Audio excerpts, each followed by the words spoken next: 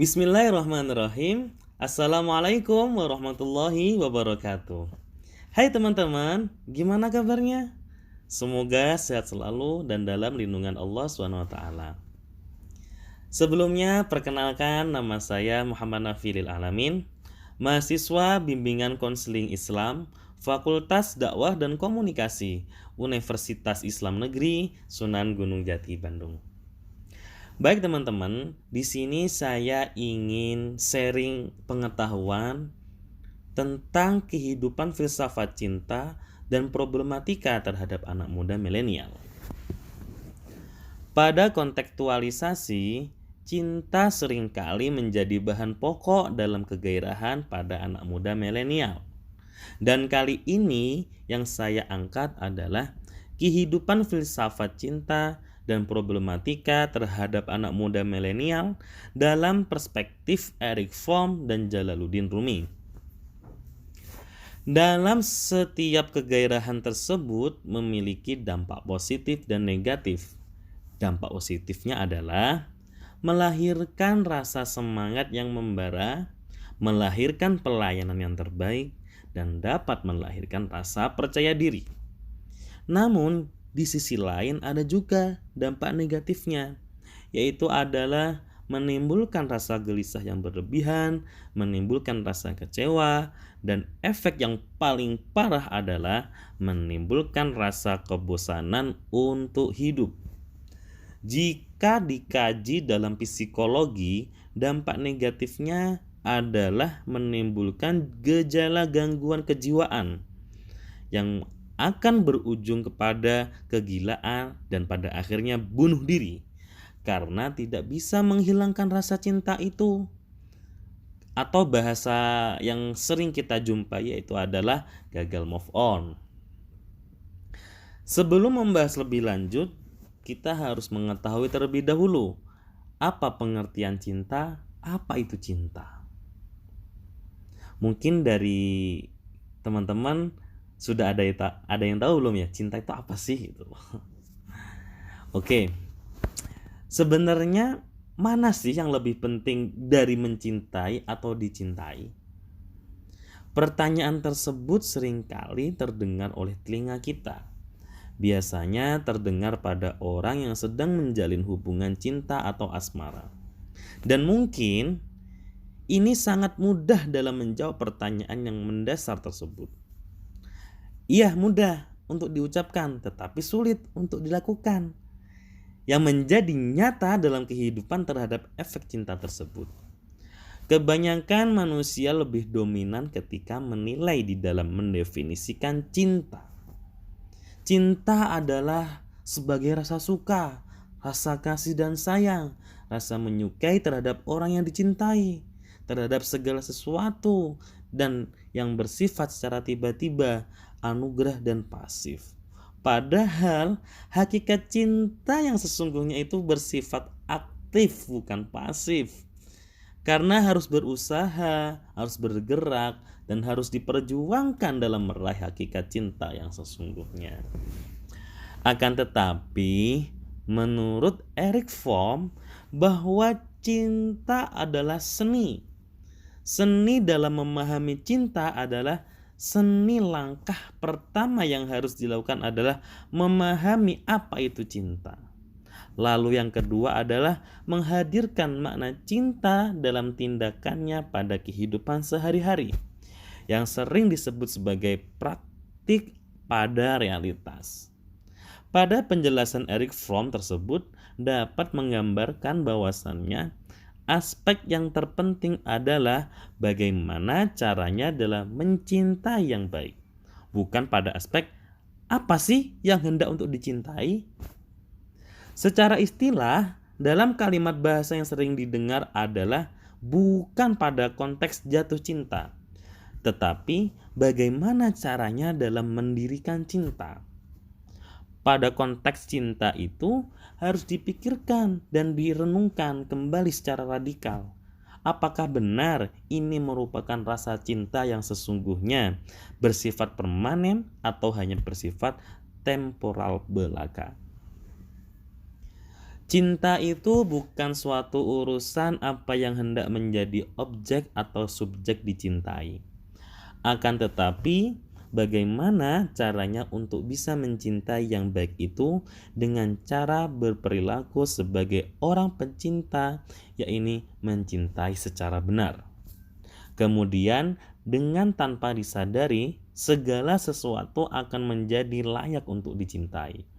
Namun, apabila kita fokus pada hal yang layak untuk dicintai, akan menimbulkan suatu pilihan yang mutlak, pilihan yang konkret.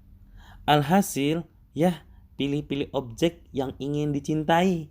Itu pun juga berlaku terhadap subjektif pasangan, terhadap lawan jenis, di mana sering dikatakan sebagai terlalu memandang fisik, materi, ketimbang esensi dari hati, sehingga dapat dinilai oleh orang lain adalah bernilai dalam sifat yang egois. Dalam permasalahan pertama terhadap anak muda milenial, yaitu kebanyakan anak milenial yang mencintai seseorang tetapi ia tidak sadar bahwa ia telah merusak hubungan orang yang dicintai atas dasar rasa cemburu, ataupun juga bisa sebaliknya, yakni merusak dirinya sendiri sebagai yang awal dalam mencintai. Namun, ada suatu hal yang sering dikeluhkan pada anak muda milenial mengenai cinta adalah kekasihnya kurang berjuang, kurang mencintai, terlalu posesif, dan kurang tulus, atau juga dalam hal kurang pengertian, saling mengerti atau saling melengkapi. Alhasil, meninggalkan kekasihnya tanpa ada alasan yang masuk akal. Dalam keluhan tersebutlah mungkin saja berefek fatal, yaitu bunuh diri. Dalam hal tersebut dapat disimpulkan bahwa hakikat cinta yang sesungguhnya itu bersifat aktif, bukan pasif. Karena harus berusaha, harus bergerak, dan harus diperjuangkan dan saling melengkapi dalam meraih hakikat cinta yang sesungguhnya. Menurut para filsuf dan seorang ilmuwan yang telah jauh mengatakan bahwa relasi yang memiliki keagungan antara manusia adalah cinta. Dan itu pun telah jauh diutarakan sejak lahirnya filsafat oleh para filsuf Yunani kuno. Seperti halnya filosof Socrates yang telah mengajarkan arti dalam mencintai kebijaksanaan terhadap orang yang diajak bicara di sekitar Athena. Dan murid dari Socrates, yaitu filsuf Plato, dia mengatakan bahwa dunia itu berputar telah disebabkan adanya suatu sifat cinta dari Tuhan atau dewa. Kalau tidak ada cinta di dunia ini, maka dunia ini pun juga akan berhenti total, akan hancur lebur. Cintalah yang membuat alam semesta ini bergerak. Nah, dengan adanya cinta, alam semesta menjadi bersatu dan berpisah. Dalam permasalahan kedua terhadap anak muda milenial adalah kebanyakan orang pada akhirnya akan menyadari bahwa betapa dalamnya rasa cinta yang engkau simpan untuk dia.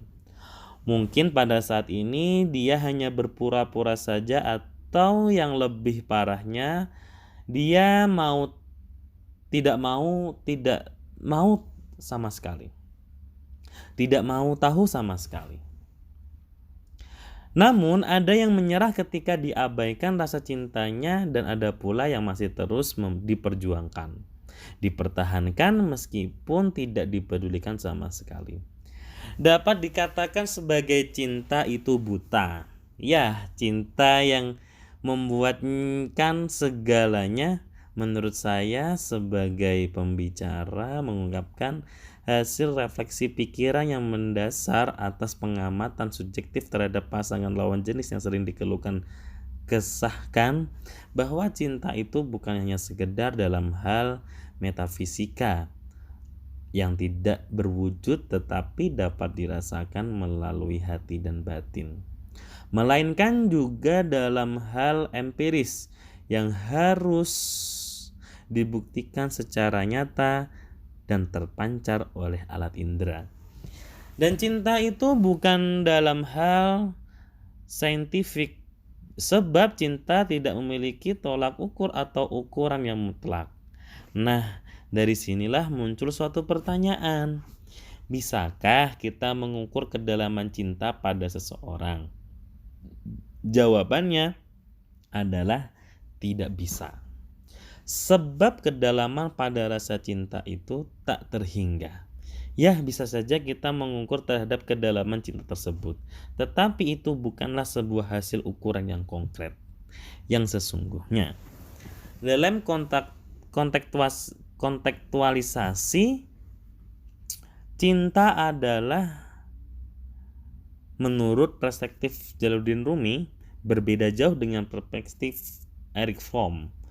Pada konteks filsafat cinta dalam perspektif Jalaluddin Rumi lebih condong bersifat sufistik, di mana Rumi merealisasikan rasa cinta tersebut berpusat kepada sang pencipta Al-Khaliq. Jadi menurut perspektif Jalaluddin Rumi dan perspektif Erich Fromm itu sangat bertolak belakang. Karena Jalaluddin Rumi sifatnya itu sangat sufistik, yang mana cinta itu dapat direalisasikan berpusat kepada sang maha pencipta, yaitu sang Khalik. Menurut Rumi juga cinta itu universal, sebab cinta itu dimiliki pada karakter setiap semua orang terhadap agama apapun dan dari budaya apapun. Di setiap berbagai daerah, semuanya menganggap cinta itu bersifat luhur dan baik. Apabila kita mencintai seseorang, pasti menganggap bahwa dia cantik atau dia ganteng. Mustahil kita memiliki rasa cinta lalu berpandangan bahwa dia tidak cantik atau tidak ganteng, kecuali dalam konteks duniawi. Cinta itu sebagai obat, ya, bisa menjadi berbagai hal, misalnya obat dari kesombongan, obat dari kekurangan atau kelemahan, dan bisa jadi obat atas duka cinta. Cinta itu bagaikan rasa ikhlas, sebab apabila seseorang yang berhubungan dengan sesuatu namun ia tidak memiliki rasa pamrih sedikit pun dalam hal apapun selain untuk orang yang dicintai, saya akan kutip contoh rasa cinta ibu kepada anaknya, di mana senantiasa ibu kita selalu ikhlas, sabar, bahagia, berkorban dan menyayangi anaknya dengan sepenuh hati, dan dapat dikatakan sebagai kasih ibu tak terhingga sepanjang masa kepada anaknya. Menurut Jalaluddin Rumi, pada contoh yang saya kutip tersebut, cinta yang seperti itu dapat melatih jiwa, sehingga menjadikan jiwa tidak menjadi sombong. Namun jiwa seorang pecinta adalah jiwa yang senantiasa rendah hati, sebab ia tidak terlalu berpikir tentang dirinya. Apabila seseorang yang merasa dirinya sebagai pecinta akan tetapi memiliki sifat sombong, nah, kalau dalam hal ini Rumi mengatakan bahwa berarti ia belum tulus. Ia harus perlu latihan lagi dan dilatih lagi sampai tidak memiliki sifat sombong. Jiwa seseorang pecinta itu memiliki jiwa yang kuat. Jiwa yang kuat dalam hal ini memiliki arti sebagai jiwa yang senantiasa ingin memberi, tidak ingin meminta dengan balasan apapun atau tanpa pamrih. Pertemuan dan perpisahan sering ditemukan karena adanya yang disebabkan dari cinta. Oleh karena itu, cinta telah menggerakkan alam semesta ini. Seperti apa yang telah dikatakan Plato, setiap pertemuan pasti ada perpisahan. Apabila kita cinta pada apapun itu, kemudian karakter kita akan berubah, yakni akan semakin menuhan, dalam artian semakin menjadi spiritual. Dari penjelasan karakter berubah menjadi spiritual, menurut Jalaluddin Rumi tersebut dapat dikatakan bahwa ciri yang sejatinya dari cinta itu melekat pada rasa ikhlas dan tulus terhadap sang pencipta Al-Khaliq. Contohnya, apabila kita beribadah baik itu sholat, zikir, dan lain sebagainya, pasti ada tujuan dalam target yang ingin dicapai adalah untuk memperoleh keriduannya. Apabila kita cinta pada seseorang yang lawan jenis, dalam bentuk apa saja perwujudannya, dari tindakan kita yang dapat menimbulkan sifat romantis dan dalam bentuk ekspresi apa saja pasti lahir karena disebabkan cinta yang tulus dan baik. Namun, jika ditemukan adanya problem pada seorang anak muda milenial yang mengakui dirinya sudah cinta atau mencintai seseorang, akan tetapi terhadap suatu tindakan yang dapat mencelakai, bahkan ada yang sampai menyakiti orang yang dicintai, sudah pasti orang tersebut tidak dapat dikatakan cinta yang sepenuhnya atau murni dari hati. Karena cinta atau mahabbah yang tulus akan melahirkan pelayanan yang terbaik dan luar biasa dalam membahagiakan terhadap seseorang yang dicintai tersebut. Untuk memahami dalam konsep cinta yang sejati itu harus diwujudkan, diekspresikan, direalisasikan dalam bentuk tindakan. Misalnya apabila kita tidak mencintai terhadap suatu kegiatan yang bernilai buruk bagi diri kita sendiri, yang tidak dapat memberikan suatu manfaat, maka tindakan kita adalah meninggalkan kegiatan tersebut. Ada sebuah syair dari Jalaluddin Rumi yang sangat menggema keras dalam dunia filsafat cinta, yaitu kata-kata yang pecah berkeping-keping atau ambyar dalam bahasa Jawa. Ketika sampai pada hakikat cinta, dalam menguraikan makna pada hakikat cinta, rasio berbaring lemah tak berdaya. Rasio hanya bisa terbungkam, diam dan terpaku, bagaikan seekor keledai yang terbaring di lumpur hina. Mungkin cukup sekian dari saya. Kurang lebihnya mohon maaf. Wallahul muwaffiq ila aqwamit thoriq. Wassalamualaikum warahmatullahi wabarakatuh.